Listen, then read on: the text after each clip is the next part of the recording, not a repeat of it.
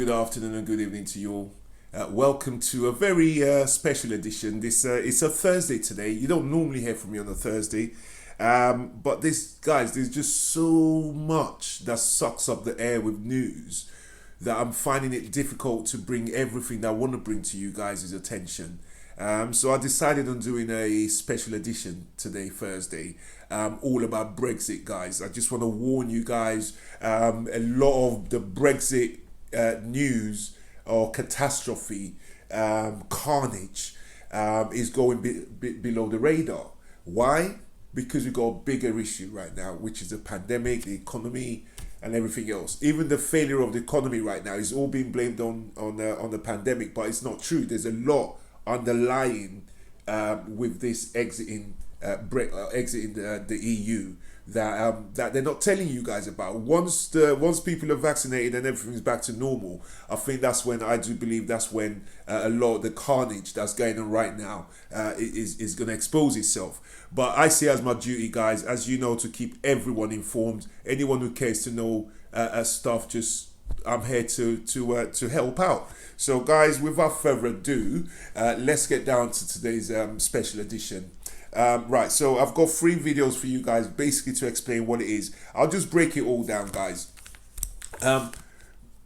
Anyone who cared to listen to me, even before I started this channel, many of us agreed that leaving the EU was a disaster.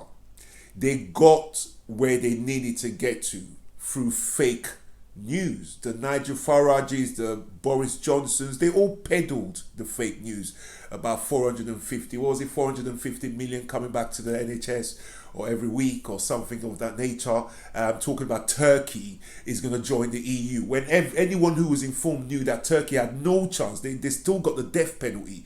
Erdogan, the president of Turkey, is moving further and further away from even negotiating with the EU to join the EU. But if you're not informed and you got Farage and Boris telling you with posters 19 million Turks are coming to the UK if we don't leave now, the people get sold on it. So now people are now sowing what they are now reaping what they sowed, because fishermen, many of us remember, fishermen were gung ho. All of them, yes, let's leave the EU. Well, guess what? You're going to see a video now of fishermen are hurting, which we knew. Anyone who had their heads on rather than nationalistic. If you had your nationalistic head on, yeah, then you're blind, because all you see is one nation and your nation. You don't see nothing else. But those of us who had a wider view was warning what was coming. So you're going to see a couple of videos. We're doing trade deals that's leaving us £200 million worse off. You couldn't make this stuff up. We're doing trade deals with New Zealand that, compared to what we had when we was in the EU, we're 200 million down.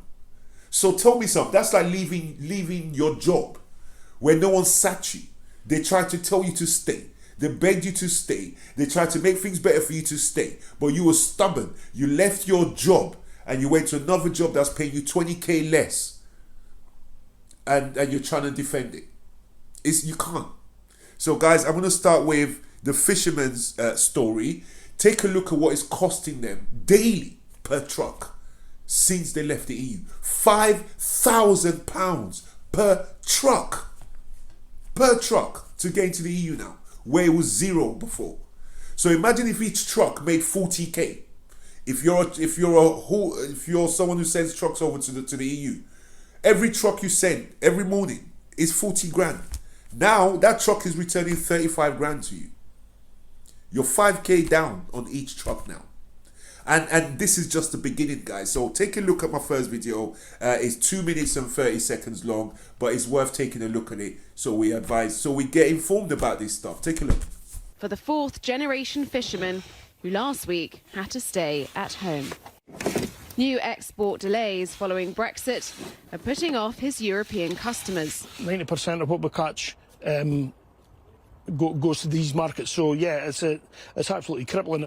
Any expense incurred, obviously, with any link in the chain, obviously comes back to us, and basically our stuff is worth less. I'll leave one down then. These brown crabs, lively now, risk arriving in Europe dead.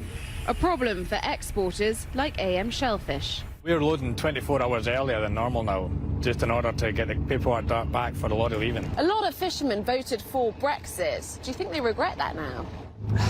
I never voted for it, but at the moment it doesn't matter who voted for what. We are here and we have to get solutions to go forward. Well, this is the very last brown crab being loaded up into this lorry, ready to go to Europe. It's been quick work. They have collected shellfish from individual fishermen and small businesses right across the area. But the next stop for these guys is going to take longer. The logjam starts here. No. So then we've got to go into the catch certificates. So that's also another certificate. OK, another certificate. The export certificate, the catch certificate. Yes, and then you've got your health certificate. Then we've got our delivery note. Then we've got a commercial invoice. Then we've also got security documents, and we've also got our import entries from the French side as well. Before Brexit, what paperwork needed to be done? Just that? Just our delivery note. Staying up all night to do paperwork isn't the only problem. These documents cost nearly $5,000 a lorry. We have issues, serious issues, and if they're not solved going forward, businesses won't be here. Plus the fact, live shellfish, it doesn't wait, there's no sell-by date on it. It's live or dead. Pip, do you think it's going to get better or is it going to get worse? You know there's going to be problems before you even get there. The UK government has announced a $30 million compensation package for fishing businesses impacted by Brexit. But Miller says it's not enough to stem the carnage. Welcome back, guys. I say that's terrible. That is terrible. Like the next two videos you're gonna see, the next one's a trade one, right? We've just signed a trade deal with 11 nations, yeah, 11. Those 11 countries combined make up 8% of trade, which is less than Germany on its own. But now to trade with Germany, we go pay now. It's like America trading with Germany, or any nation outside the EU trading with Germany is now how we have to trade with Germany. Whereas the trade was like trading with Scotland before. If we had something to sell to Germany, you could be selling it to Wales where there's no cost. But now there's friction, trade friction, which means there's cost to it. 11 nations we just done a deal with, and combined, those 11 nations bring in less than the trade we have with Germany on its own. Never mind France, which is our second biggest. Never mind Spain, huge. Never mind Italy, huge. Just Germany on its own. Tell me if that's genius. And to think that we got here because of fake news and fake narrative. Take a look at this second video, guys. Right, let's turn to trade. You're announcing today this Trans-Pacific Partnership you want to join. Of the 11 countries who are members of it, we have already got trade agreements with most of them. So far as I can tell, you haven't got the faintest idea what this would do to our GDP if we manage to get into it, which is still some way away. Well, this is a group of countries which represents £9 trillion of GDP. And the point is they're fast-growing countries. So countries like Mexico and Malaysia are shooting up the global league tables. There is more demand for fantastic British goods like Scotch whisky or cars. So what this deal will do is it will reduce tariffs on those key industries. It'll mean that they are able to sell more goods into those countries and ultimately deliver jobs and growth here in the UK. And what the exports to those countries total for the British economy in total is about 8.4%, which is the same as Germany by itself. In other words, this is very, very small beer compared to leaving the EU. Leaving the EU takes about 4% off our GDP, according to your own figures, your government's own figures, 4%. What is the figure for what this would give us back? Well, I wanted to answer the question you asked me last, which is we've already got deals with a lot of these countries. That is true, but we don't have some of the advanced data and digital chapters. We don't have the advanced services chapters. We are the second biggest services exporter in the world. So this deal will go further and faster in areas where the Okay. UK has huge strengths, whether it's robotics, So whether it's we don't know what this would computer do on GDP. The reason I might be a little suspicious is that you've done trade deals with New Zealand and Australia, or you're about to do so. And if you look at your government's own figures, the effect on GDP is really, really small. Indeed, on New Zealand, your own figure says that we might actually be poorer as a result of doing this free trade deal. Why would we do a free trade deal that would make us poorer?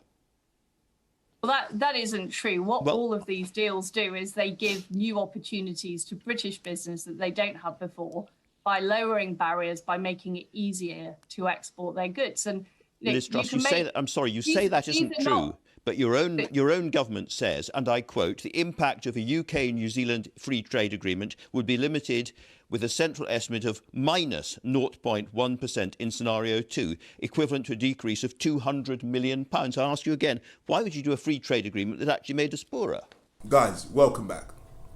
I mean, to be touting these trade deals is an insult to the intelligent people of this country. It's an insult. Because they knew what was coming.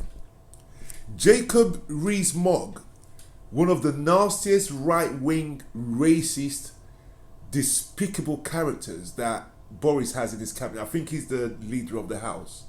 This guy moved his businesses to Ireland. Just once we voted, he relocated his businesses to Ireland, which is in the EU. So all their interests, they kept in the free trade, while they encourage every one of you to come out the free trade. It's despicable. It's despicable. One more video I got to show you guys now. This is small businesses. Listen to her speak about small businesses.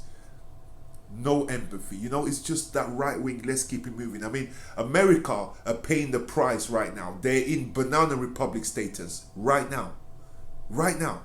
And Biden's going to take a whole year to get them out of this banana republic status, all because they listen to fake news, populism, whatever it's called, and just that right-wing nutty stuff of just let's keep, as long as we're insulated, let's just drag them all out. Sod what happens. It's all about us. It's all about the country. It's all about the nationalistic view. It's terrible. Take a look at this last video, and I'll see you guys on the other side. So what about all those small businesses that are reaching out and trying to trade with the EU at the moment and are finding they are being throttled day by day by new red tape? Whether it's musicians, cheese makers, you're a cheese fiend yourself. Cheese makers are very, very upset. The Cheshire Cheese Company, for instance, says that they are going to be destroyed by non-tariff barriers, where we're talking about fishermen, we're talking about farmers. Right across the British economy, we're seeing lots and lots of small businesses dealing with the reality of Brexit trade regulations and finding themselves on the edge of going under. What do you say to those people? Well, we've always been clear that trading as a third-party country would involve processes, the similar processes that you have for trading with the United States or Japan or any other countries. Welcome back, guys. Listen, I'm just glad that Labour seem to be doing very well, and with fingers crossed and with every one of you getting active and participating, I think we could get rid of these bunch of right-wing nuts in power over here. And hopefully Biden and co will get a second term, and we'll have a Labour government here, and life will be so much more better. Guys, listen, this was a short one just to bring you guys. It's an additional episode because I just don't have the time to fit 15 minutes into what I do on a Monday, Wednesday, Friday until the news cycle relaxes. There's just so much going on right now in the world. So guys, listen, have a brilliant Thursday. I'll see you for my regular show tomorrow, Friday. It's going to be an interesting one. You're going to love it tomorrow. So guys, listen, have a fantastic Thursday, and I'll see you for my regular show on Friday. Take care. Bye-bye.